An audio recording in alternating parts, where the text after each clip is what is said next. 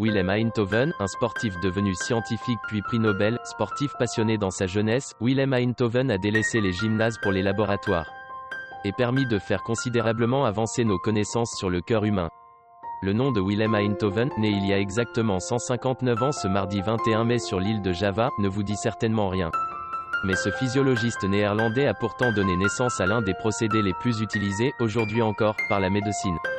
Le scientifique a en effet inventé l'électrocardiographie, ce célèbre mécanisme permettant d'enregistrer et de représenter l'activité cardiaque. Il faut dire que Willem Einthoven a, très jeune, développé un intérêt pour le fonctionnement du corps humain. Sportif accompli dans sa jeunesse, il présidait l'Union de gymnastique et d'escrime et le club d'aviron étudiant d'Utrecht. C'est d'ailleurs en se penchant sur une blessure contractée à un poignet, lors d'un exercice, qu'il se découvrit une passion pour les sciences. Si avant ses travaux, la communauté scientifique savait déjà que le cœur humain produisait des courants électriques, aucun instrument n'existait pour mesurer, sans risque pour le patient, ce phénomène.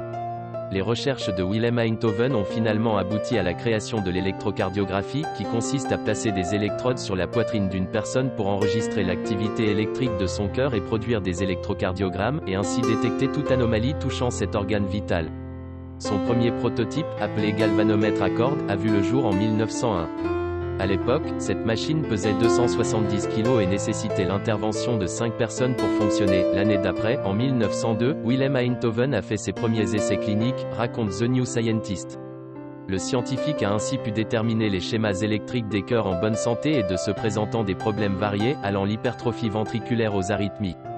Pour son invention révolutionnaire encore utilisée aujourd'hui, Willem Einthoven a été récompensé du prix Nobel de physiologie et de médecine en 1924. 2 ans plus tard, sa notoriété lui a permis d'intégrer la Royal Society de Londres, cette haute institution britannique visant à promouvoir les sciences et à développer les connaissances dans ce domaine.